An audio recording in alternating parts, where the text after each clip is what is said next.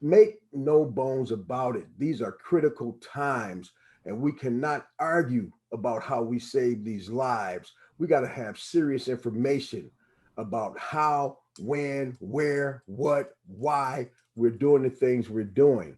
And we just need to take care of ourselves because we are the ones who are suffering at the highest rate from this COVID-19.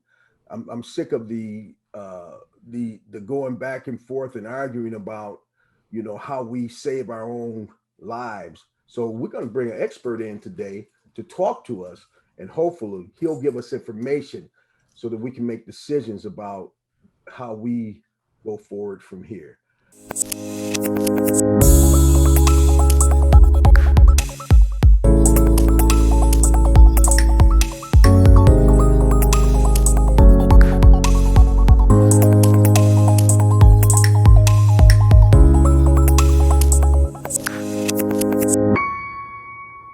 Hello, Dr. Izard. How are you today? Hey, good morning. How you doing? Oh, I'm doing great. I was a victim of this COVID-19, and I'm very interested in what you have to present to us today. And I don't see any reason why I should be saying anything else because we want you to have the floor.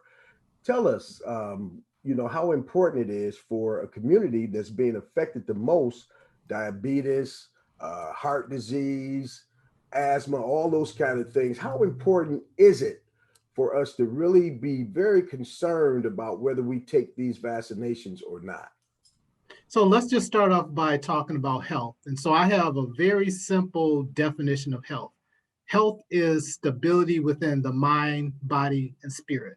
And if we think about that very simple definition of health, when we look at African Americans and those who are descendants of slavery, that institution of slavery, we recognize that American descendants of slavery has never had health in America. And so whether we're talking about cardiovascular disease, strokes, diabetes,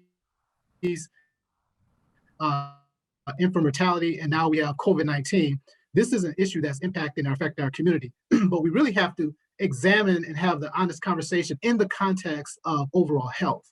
And when we try to piece it apart into these little bitty conversations about vaccinations or not vaccinations or testing versus not testing, when we look at Black health has been tied to these health disparities of Black health have been tied to our historical lineage, and we have to address it from historical perspective in order to overcome and be able to make better decisions.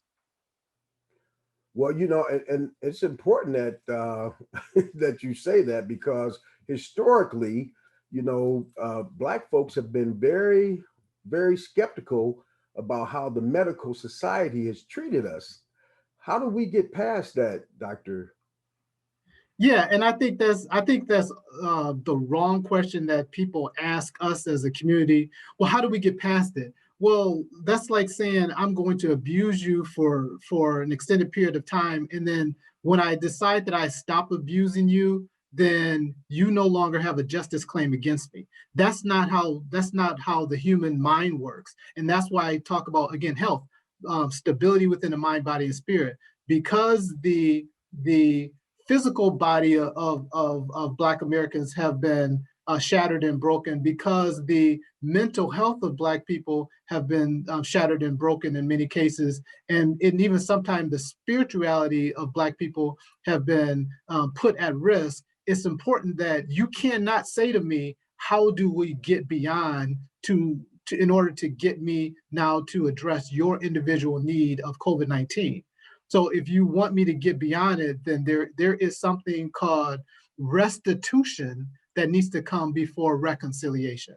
All right. And so to have an honest conversation in the Black community about COVID-19, we need to be able to acknowledge the fact in healthcare and in America that Black people have been treated unjustly, and there has never been a level of restitution for that wrongdoing. And now we are all suffering the consequences.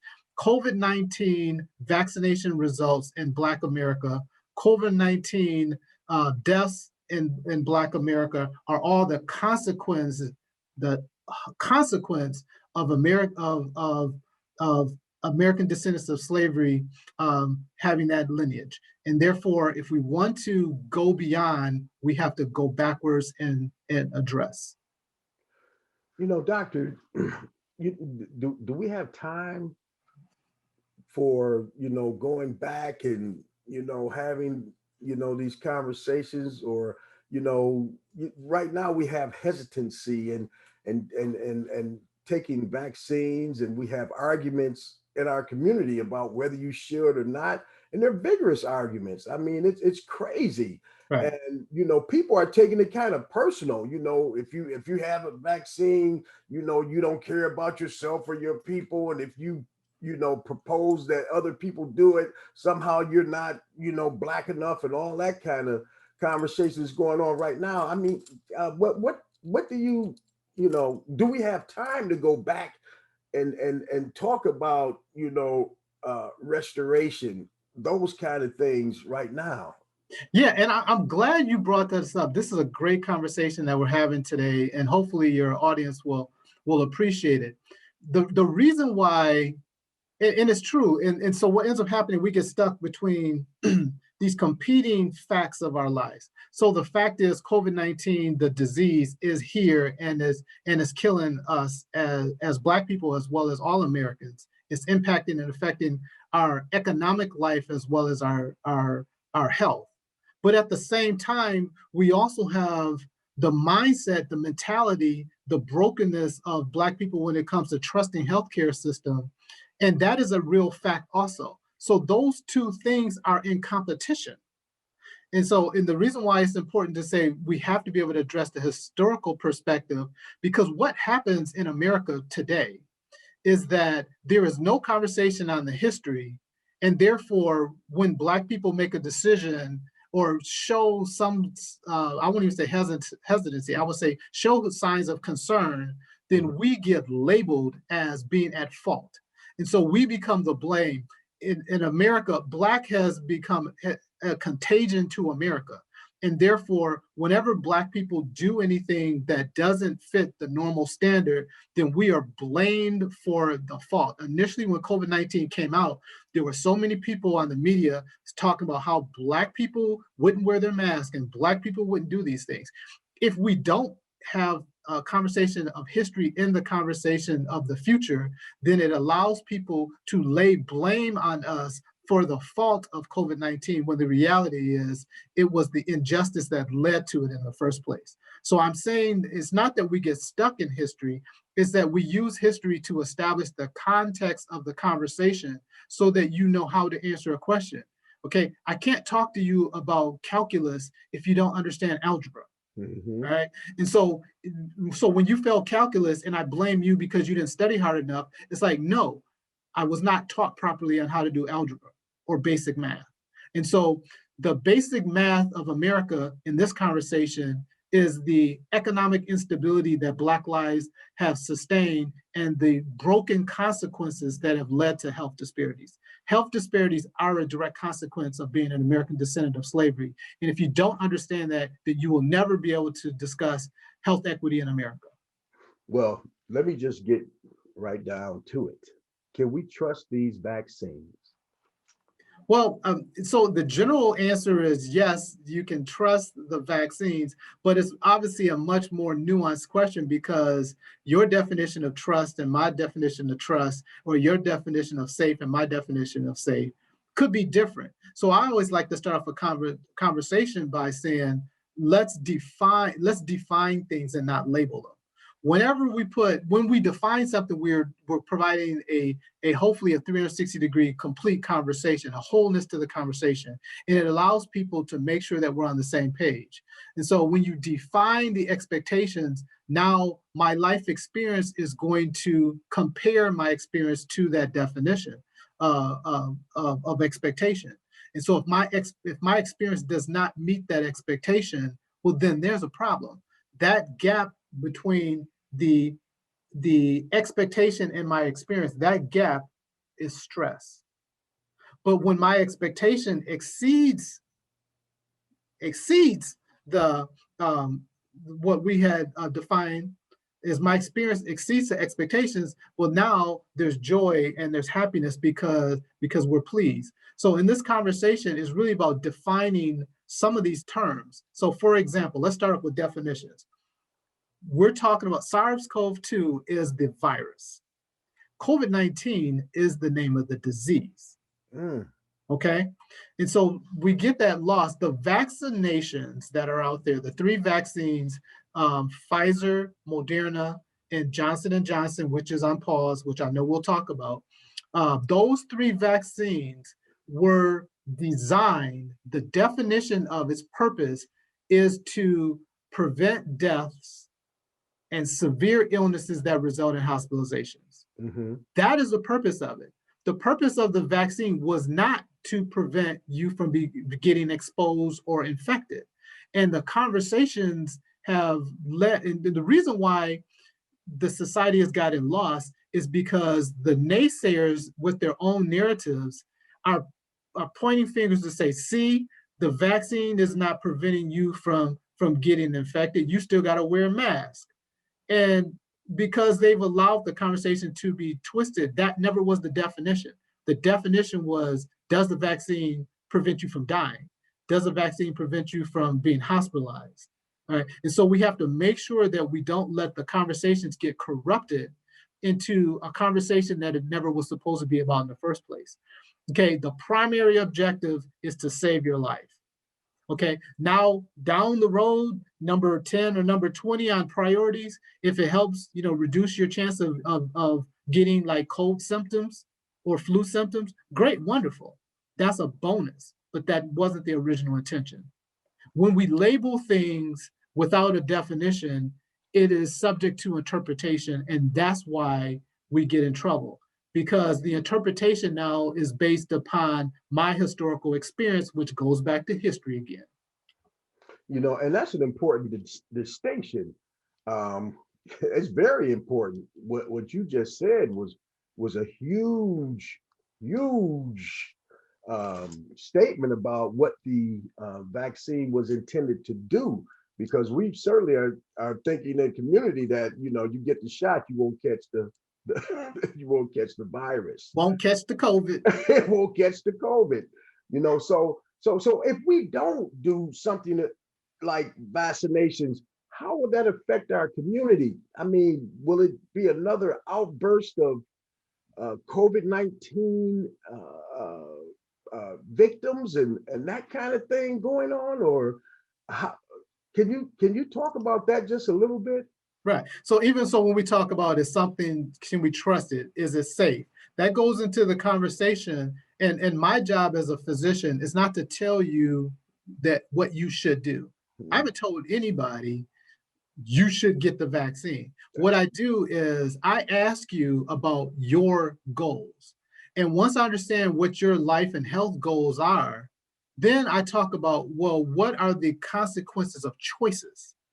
If I choose to not get vaccinated, but my goal of life is to return to concerts and to be, in restaurants and to hug my grandmother and do all these wonderful things, if that is your goal of life, then not having the vaccine for you or anybody else prevents you from accomplishing your goals.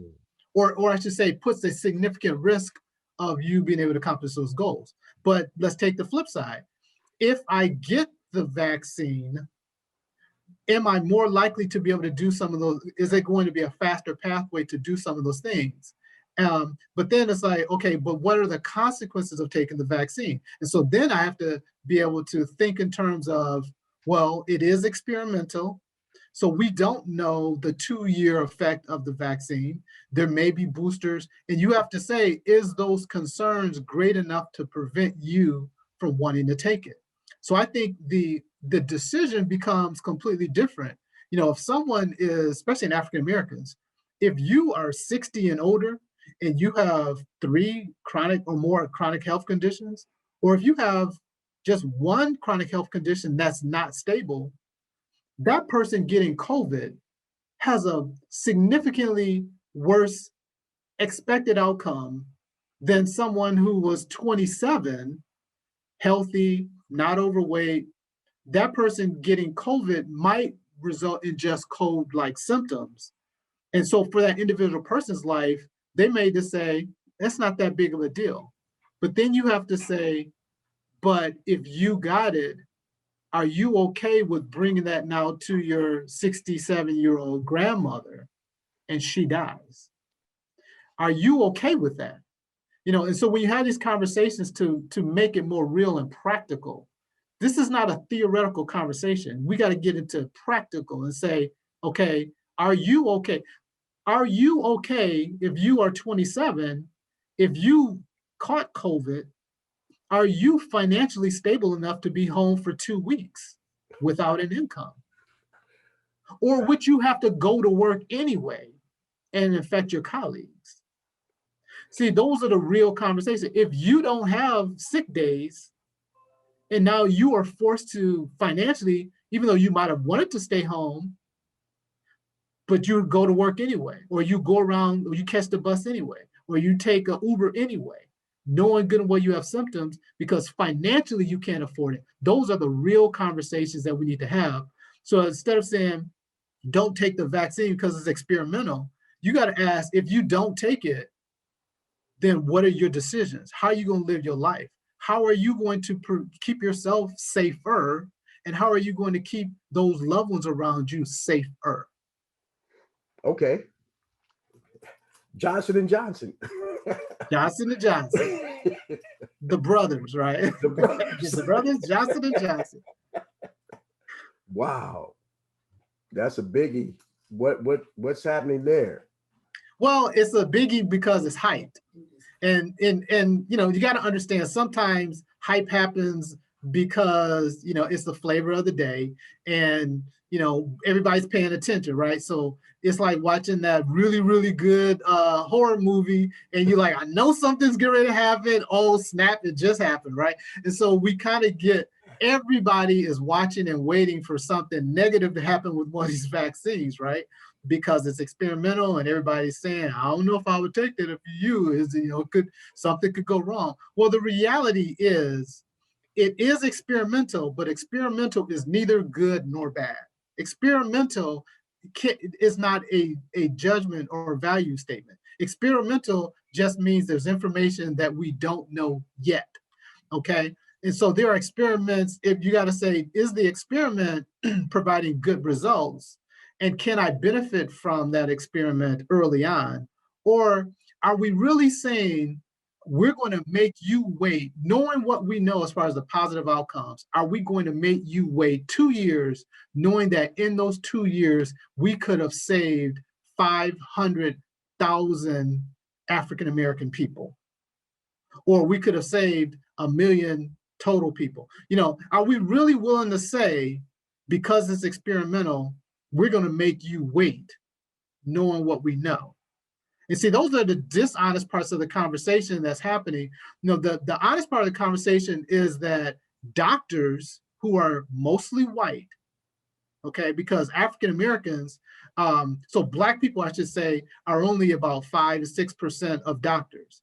But American descendants of slavery doctors, so Black people who have historical lineages in this country, we are only really 3%. Okay, so most Black doctors in America are not African American with historical lineage to slavery. Okay, so when we look at these conversations and we look at doctors got first access to the vaccine. Do we really want all the white people to be vaccinated, and they held back the vaccine from Black people because it was an experiment, but all the white people was willing to take the experiment? How many of us would be okay with that, knowing that they're living better lives with the vaccine, and it was held back from us? So I think sometimes we box ourselves into a conversation that it's a no-win. Are you really telling the government to withhold something from us while they allow other people to get it? Absolutely. I mean, and that is in a nutshell where we are. What you just expressed in a nutshell is where we are. And that's, that right there is the question of the day when it comes to COVID-19. If you don't take the vaccine, okay, what's your choices? What else are you going to do? How are you going to prevent yourself from getting sick? April is National Minority Health Month. Health Month. And what do you want to tell us about that, Dr. Izard? Well, just that point that I made, that when you look at health disparities are a direct consequence of being an American descendant of slavery when you look at it for that group of people. So it is right now, it is Minority Health Month, which is looking at kind of all disenfranchised groups. Now, I don't like using people of color, and I don't like using what some people are using now called BIPOC, the Black, Indigenous, people of color, because I think what it does, it dilutes our story, okay? And so when you look at people of color is in reference to melanin in your skin, but just because you have melanin in your skin doesn't mean you have disadvantage. So my thing is focusing on the people who have been disenfranchised. So I actually I like to look at what I refer to as HEED, HEED populations. So the H so it stands for health and educationally, health, educationally, and economically disadvantaged groups of people. Because that's what it's about. It is not about people of color. It is about health, educational, and economically disadvantaged groups of people. Okay, and so when we as Black people allow them to lump us all together, then what ends up happening is, because Black has historically been a contagion to America, it allows us to get shifted all the way back down to the bottom, even within the minority population groups. Okay, we always end up on the short stick. So if we're going to talk about Minority Health Month, let's talk about, of all the ethnic minority groups in America, we have been here the longest, okay, besides your indigenous Native American people, right? And then we know that there was a small group of what historically was called the Chicano, Mexican Americans who were, here before it became, part of America in certain cases, right? But when you look prior to civil rights in 1965, that group of Chicano was only about 4% of Americans. But now we know the Hispanic Latinx community is now 14 to 16%, overtaking that of Black Americans. So, but when you look at that group of ethnic minority people, you see that Black people have retained the worst health status of all the ethnic minority groups since before the foundation of the United States. Wow. So you're talking about 400 years, you're talking about health disparities like it just happened in the last 20 years.